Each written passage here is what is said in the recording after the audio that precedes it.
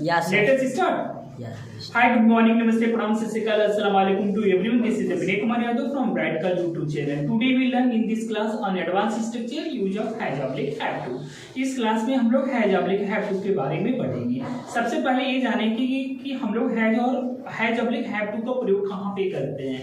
When और Hindi sentence ends with ना है, नी है, ने है और ना पड़ता है, नी पड़ती है, ने पड़ते हैं and so compulsion on have oblique has to. Very good. यानी ना है, नी है, ने है और ना पड़ता है, नी पड़ती है पे समाप्त होता है और वहां पे कंपल्सन मतलब जो क्रिया हो रही है, जो काम हो रहा है वहां पे मजबूरन हो रहा है या मजबूरी को दर्शाता है, तो वहां पे हम लोग हैज ऑब्लिक हैव टू का प्रयोग करते हैं। आइए सबसे पहले हम लोग अफर्मेटिव सेंटेंस का स्ट्रक्चर लेते हैं, फिर उसके बाद एक एक करके हम लोग हिंदी सेंटेंसेस को इंग्लिश में ट्रांसलेट करेंगे। हमारा अफर्मेटिव सेंटेंस का स्ट्रक्चर होता है subject plus has oblique have plus two plus V1 plus object होता है।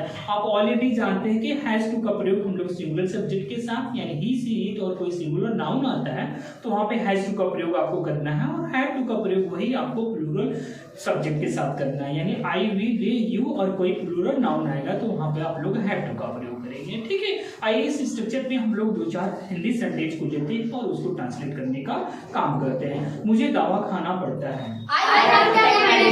Yes, I have to take medicine. मुझे सुबह जगना पड़ता है और राधा को गाना गाना पड़ता है। राम और श्याम को बाजार जाना पड़ता है।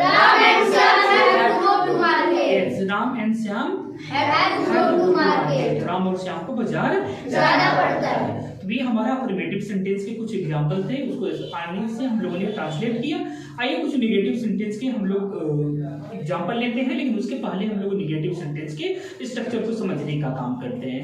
Subject plus do oblique does plus not plus have two plus V1 plus object, ये हमारा नेगेटिव सेंटेंस का स्ट्रक्चर होता है।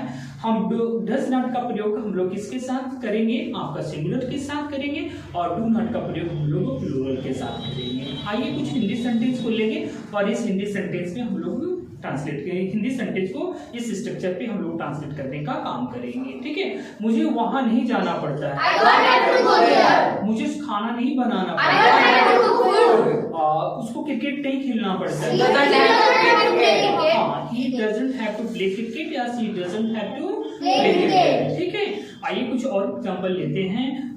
राधा को पत्र नहीं लिखना पड़ता है। राधा को सुबह नहीं दौड़ना पड़ता है।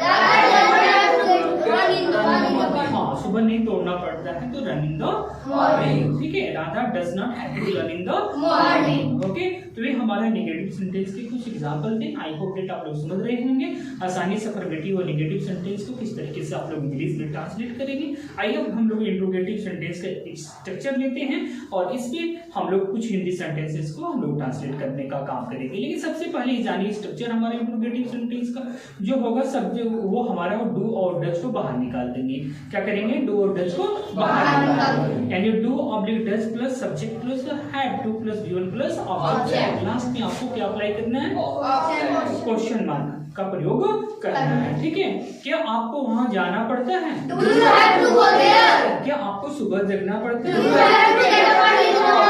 क्या राधा को खाना बनाना पड़ता है?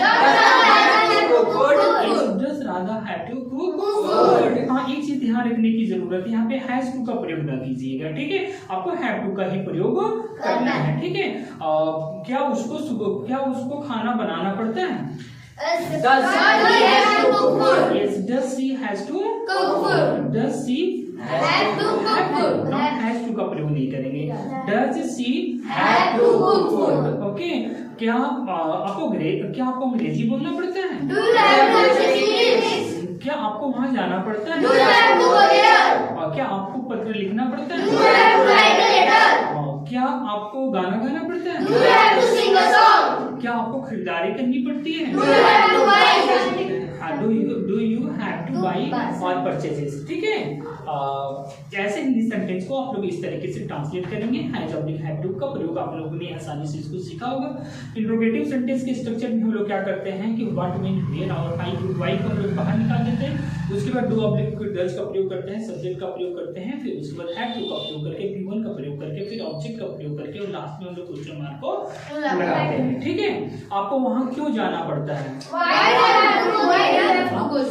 क्यों जगना पड़ता है? आपको कैसे बोलना पड़ता है? हाँ, तो ऐसे हिंदी सेंटेंस को आप आसानी से आप ट्रांसलेट करेंगे। आई होप दैट यह हैज टू का प्रयोग आप लोगों को समझ में आई होगी। प्लीज इसको राइटिंग करना है, राइटिंग करने के साथ आपको स्पीकिंग भी करना है, घर पे बोल के प्रैक्टिस भी करना है। आई होप दैट ये वीडियो आपको समझ में आई होगी, ये स्ट्रक्चर समझ में आया होगा। Thank you so much for watching this video and please don't forget like share and subscribe this channel.